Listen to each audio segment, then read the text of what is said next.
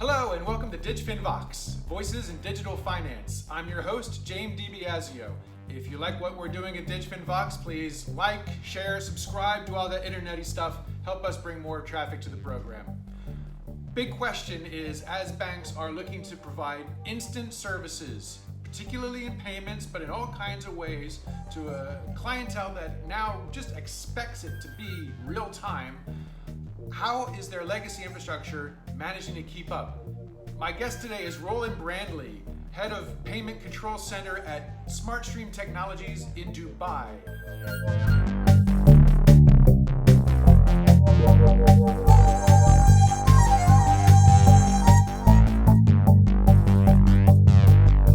Roland Brandli, thank you so much for coming on to DigFinVox. A pleasure to meet you. So we're going to be talking about a really big topic today, payments, real-time payments, contactless payments. Financial institutions and fintechs love this and consumers love it, but it turns out that there's a snag. It's really hard to manage all of this stuff with systems that weren't built for purpose. So tell me a little bit about what's going on and why are banks finding it suddenly a little bit difficult to manage this wonderful world of faster payments? Well, it is a wonderful world, definitely, especially if I'm a consumer. And as a consumer, obviously, my expectation is instant. That's been catalyzed, obviously, by the pandemic as well, because we weren't allowed to go outside anymore. So everybody is digital. On the other hand, the complication around it is quite significant. The data sets are changing, they're getting much larger. So everyone is moving to what you call ISO 20022, which basically encompasses around 2,700 fields in total. And if you look at a normal payment, you're looking at maybe 600-700 fields, where before you might have had 30 or 40. So ISO 20022, just to make sure that everybody understands that, this is an international standards organization, kind of the UN of standards. They agreed years ago this new standard that everybody's going to use so they can send messages and understand one another, whether it's payments or securities or what have you, right? Exactly. And now we're on this, and it turns out that what's the problem with this standard that everybody's been trying to move to? Well, the problem with the standard is in itself is that the standard is describing a format, okay, in which data is delivered, but it doesn't describe a syntax. And so what is it? So the language that we use, the specific exactly terms. It doesn't describe where each field gets populated. Okay, so that leaves people at liberty to populate those fields as they see fit. And every infrastructure provider sees with that obviously an opportunity, okay, to establish themselves in the market. And most of the time, they define their uniqueness by having a unique syntax, okay, which keeps client. They all move at different speeds as well. So, you know, Swift has one speed, the ECB with Target 2 has another speed, a local RTGS has another speed. And so this makes it extremely complex for banks to maintain. It also makes it quite expensive because each one has their own little individual ways of delivering the data. So we're looking at a situation where this idea that everything's interoperable and seamless might be true within somebody's little fiefdom, their ecosystem that they create, their bilateral or multilateral relationships with customers. But when it comes to dealing with the rest of the world, which you have to when you're dealing with moving payments around, moving money around, securities around, then that glossy idea doesn't always work. Not yet, no. Not yet. And I think we will see that the organizations, the international organizations such as SWIFT, etc., will try to bring some more clarity into this. But that is still an evolution to take place. So the problem we face today has to be dealt with today, because in much the same way, the customer now expects instant. Right. Okay. So we need instant, but instant is hard when you have this complexity that customers have no clue about, and probably a lot of people in the industry don't even really understand it. If they're doing product or sales, they just expect it to work. And then somebody in the operations of the IT team says, but I've got, what is it, like 700 different fields that I have to somehow, my language has to match the language of that other bank or that central bank or that real-time gross settlement payment network. And they're all using their own language, their own terminology. And this is creating costs. So on the one hand, you mentioned that there's some competitive advantages to doing things your own way. I guess a bit of a land grab in the world of real-time payments. At the same time, it seems that everybody has to pay a higher cost. So is there a net beneficiary out of this status quo, or is it just human nature? We're sort of rushing headlong for what looks like the good stuff, and it turns out that there's a hidden cost. Yeah, I mean, people always imagine themselves to be the net beneficiary. They're the ones that are going to get the step ahead. They're the ones that are going to conquer a market they previously couldn't. In effect, that net beneficiary doesn't always exist. Yeah, that's just something we would all like to do. So it does come down to what you say. It is an element of human nature, but we try. And then as we go along that road, we potentially realize that we have to correct. Right. Now, I think we've been framing this discussion under the assumption that systems aren't built for purpose. Is that true of newer, say like somebody builds a virtual bank from scratch, or a fintech establishes a new type of payment service? Are we seeing any differentiation between these kinds of new players versus, you know, the large banks and payment processors? Well, those guys definitely have an advantage because they don't have a huge amount of legacy systems. Okay, so they can begin from the very outset at designing a just-in-time process, which enables instant better. Established banks obviously have a difficulty that their technology stacks, which work very well, were never designed to be instant. They were always designed for a T+0, T+1 environment. They're obviously going to now have to look at potentially renewing a lot of their technology stack. So to a certain extent, the fintechs and the neobanks have a head start there. Right. Other banks obviously match that with their experience, because it's always good having a head start, but you also need to know what you're doing. But I think what we'll fundamentally see is a change in the tech stacks. And I also think that even being a neobank or a fintech, not always is that available. So, you know, they will either have to build themselves, which I think we've seen over the last 30, 40 years does not work very well, or they'll have to wait, select, or choose vendors that are already in a position to provide this sort of technology. So I don't think it's always a head start, because obviously there's a lot of capital cost involved with that as well. All right. So it's a money that it's a problem that a lot of money can solve, I guess. A lot of money, but it also is very much important to choose who you're dealing with, because as we all know, fintechs have great ideas and new people have great ideas, but sometimes, you know, we forget the very substance on which those ideas need to be built.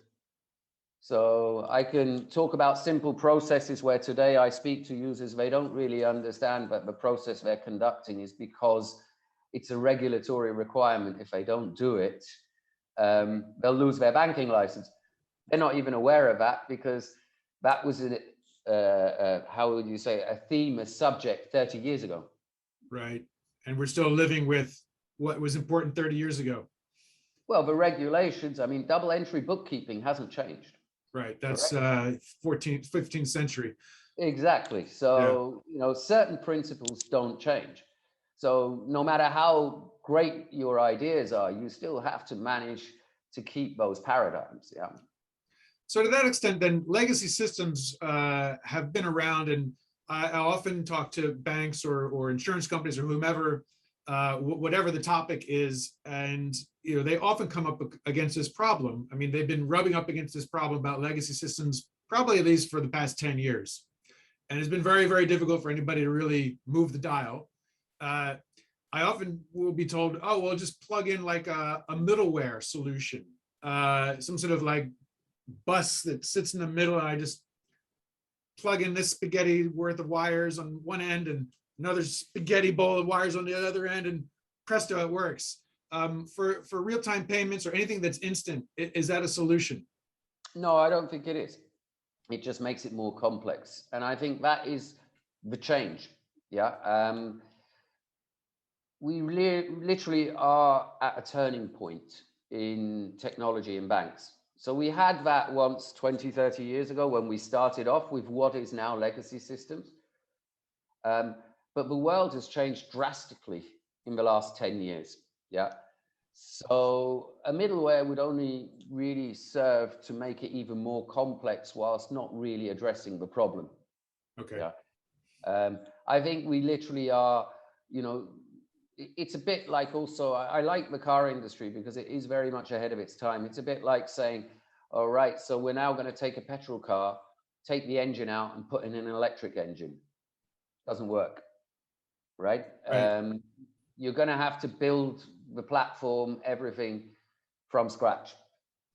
And with all the advancements, cloud technology, all the security requirements, all the upcoming regulatory requirements that we see, we're at a turning point in technology. Banks technology were built before smartphones. Yeah. That has changed the world, the app world, the operating systems, the delivery systems. It's completely changed in the last 10 years. Okay. Where does that leave chief technology officers, COOs? They've got an immediate problem, which is they have to provide that instant payment or that instant service today. And then they've got this massive infrastructure or architecture problem that some of them have perhaps been looking at, but most of them have probably been just hoping it won't all fall down on them. So when you talk to banks, how do you kind of help them walk through some of the options they've got? Well, I think there are two things. One is always, you will never, if you want to keep business continuous, you're going to have to a certain extent, accept stopgap solutions, right? But on the other hand, it's really about engaging in a much bigger discussion and looking at how does this change the IT strategy, the IT architecture? What are the sorts of technologies that will be viable? And it's very important there also to think about viable technologies are not just technologies that sound great. They have to be proven, especially in banking. So, whilst there's always a wide array of variants that you could choose for, in banking, we always have to make that compromise and make sure that we use proven and tested technology. And I think there's a couple of fundamental architectural discussions that are needed. What are the sorts of technologies that we need to select in future in order to enable that transition? Yeah. When I a lot of my day-to-day is talking to people that they're talking about usually some form of either AI or cloud or blockchain, whatever it is that they specialize in, or it's a consultant who wants to be paid $200,000 to tell banks what to do. What is the way they need to think about this? This doesn't sound like it's just like, let's get a couple of vendors in and open up the toolkit and lay down some cable. Well, I think those are buzzwords, okay, that are very people love to use them. I just did a demonstration to a very good friend of mine who is the COO of a bank, and they came back to us and it was around our AI tool that we have, and their feedback was that's the first time we've actually seen something working. Yeah, So I think AI is very difficult. It's sort of like the golden bullet that you hold in front of people's head, you know, or noses, and then, oh, we'll see where it can bring us. So I think it will be fundamental. It will change our business. It's very important, though, to really establish the use case and really establish what are the benefits. I think something very similar applies to blockchain. Blockchain has huge benefits that it can present. I don't think necessarily that is going to be very quickly in a mass market like payments. But as we've seen in places like trade finance, collateral, that sort of thing, it does present huge benefits, and it is something that will come. Right. But ultimately, it's not just those new technologies that will solve the problem. I mean, cloud is a great thing. Yeah, I mean, but, you know, we also know that clouds are not 100% resilient. They are very resilient, but they also pose a brand new question around security, which we see trickling down even to systems that are on premise within banks. Yeah. So yes, these are questions. So if someone manages to answer all your questions on the cloud, you're probably sure that he has software that is up to date in terms of security requirements. Yeah. And potentially if he's cloud native, he also can handle scalability. So that's a very good direction to go in. Yeah. AI, as said, if it has the right use case, can be very beneficial. But I would recommend everyone really to check that use case. Yeah. And so not when we're just talking about general arguments. Sorry. Yeah. So Roland, when we're talking about core systems, okay, processing, one of the, I guess, if we're reimagining these things, banks have traditionally been built around products, or if you like, let's call it legal contractual products and structures, right? And they're all siloed. You know, traditionally, if I sell equities, I don't really care about a consumer bank or whatever that proposition might be, right? Can that endure in a world of instant payments and instant settlement? No. Okay, so we can't go silos. So what is it going to look like? So there's a lot of vendors out there that do sell kind of state-of-the-art core processing systems. You know, a lot of them are themselves fintechs like Mambu or Thought Machine, these kinds of companies. I don't need you to comment on a particular company out there, but I'm just trying to get a sense of the nature of the builds that are going to be required, the types of technologies that are going to be the priority, and how do banks start thinking about a process or a procedure to start making some meaningful changes?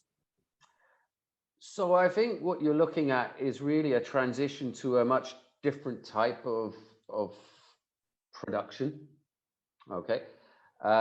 When you say silos, you know, there are different types of silos that you can look at. Definitely from a business perspective, it's really important that as an organization, I have visibility across an entire life cycle of a transaction as it goes through those different silos. So that's what we're talking about when we say de-siloing, to create that. Because if I'm, you know, a customer that is wanting to do a trade on an equity, yeah, I'm going to say buy, sell, and then that process goes all the way through right in the end to a payment. Okay, and to have that instant or fast, I need visibility over that entire thing. So what you'll see is a much more, or, you know, where you look at the software pieces being the robots on a production line. And then, you know, that you have to join that together in order to be just in time and to automate that process and to especially control that process. Yeah. So that'll be the approach, I think, that is the most fitting, because that also means it's interchangeable. Yeah. Very much in the same way as when I refine that product, I can just add a new tooling to the robot, or I can add, you know, I could change the production line quite in the form of modular builds. But it all has to go around that just in time. And I think it's quite an interesting challenge, because we've always been focused when it comes to digitalization on the front office or on the point of contact with the customer, yeah, and never so much on the production part, yeah, which will change. Yeah. Because with instant, every customer feels any problem immediately, and that is a fundamental change. Yeah. But this is also a change for vendors like SmartStream. I mean, you guys have been doing work with back offices around reconciliations, corporate actions, these sorts of functions for years. And you've been working in the weeds with these legacy systems. So to what extent do you guys also have to change? Because I guess you're used to doing workflows with customers, clients that are themselves operating off of decades old core systems. Yes, I mean, obviously, we've also gone through a transition process where we're changing our technology stacks. Being someone who has so many clients, one of the biggest challenges was also obviously to enable those clients to come with on that journey. I think that's one thing, but I think the other thing is we're in quite a unique position because we really, through our solutions, we tend to delve in all of these different silos or channels and bring it all together. Yeah. So we're seeing obviously a change also in focus.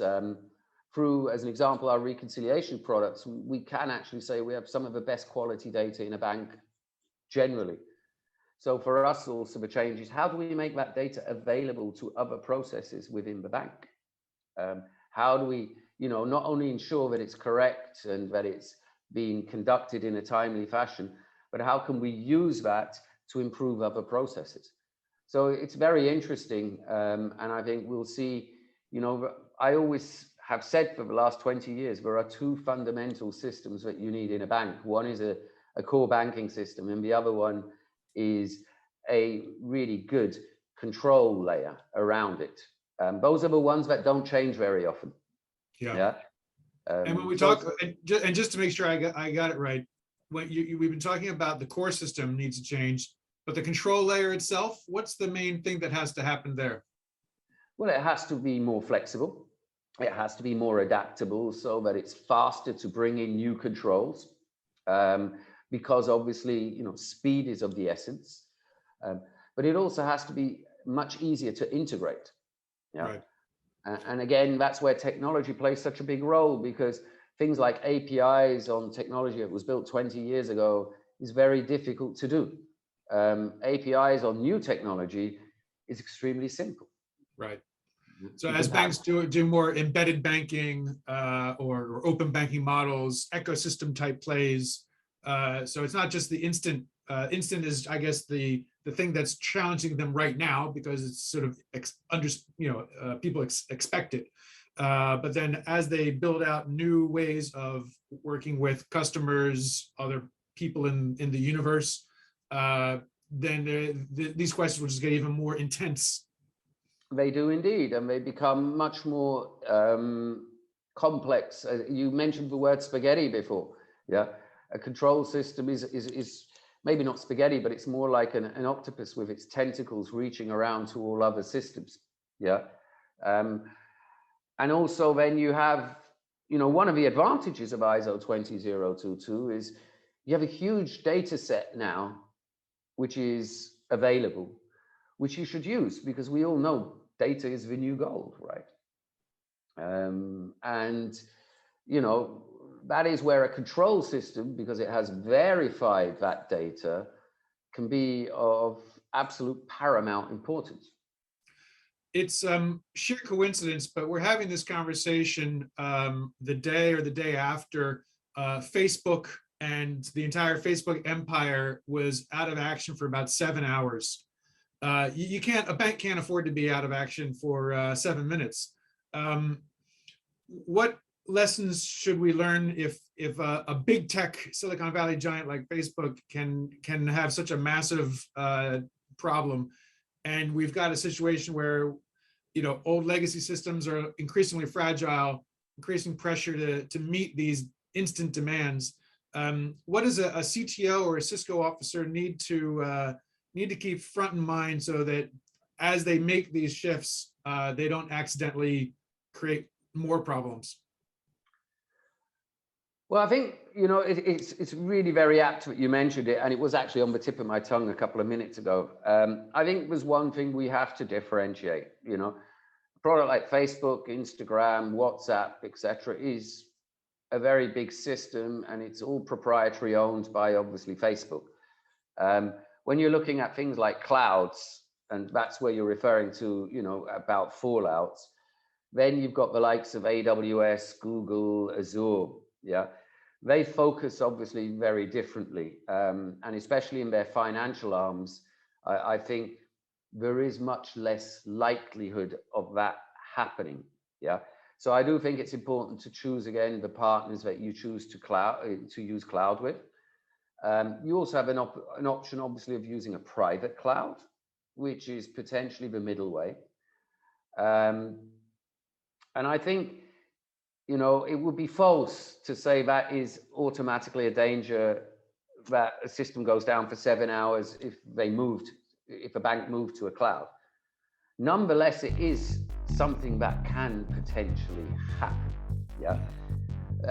So again, it's potentially looking at using standardized cloud technology, maybe even spreading the risk around multiple cloud providers, because it's a little bit like when you used to have your own data center, you had another data center as a disaster backup, right? Good stuff. Roland Brandli, thank you so much. I hope some of our audience will be able to find you and your colleagues at Signpost and going forward at some of the big fintech events. Great having you on DigFinVox. Thank you. Thank you for having me, and have a great day, all of you.